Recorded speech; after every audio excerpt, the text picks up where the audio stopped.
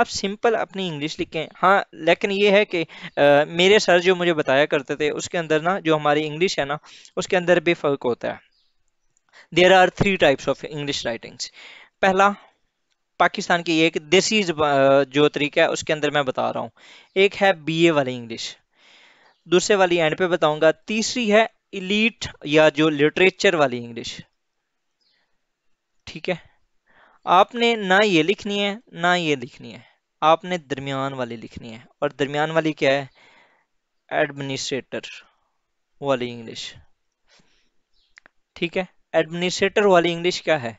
आप जब कागज लिख रहे होते हैं, कागज की जगह आप फैक्टर्स लिख रहे हैं।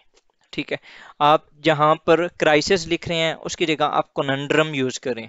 ठीक है, अब वर्ड्स जो है, वो वर्ड्स की जो आपकी सिलेक्शन है ना, वो ऐसी कमाल की होनी चाहिए कि अगला बंदा देखे तो वो उसको इम्प्रेस कर दें। ठीक है, एक जो वर्ड्स हैं वो आपके इम्प्रेसिव होने चाहिए।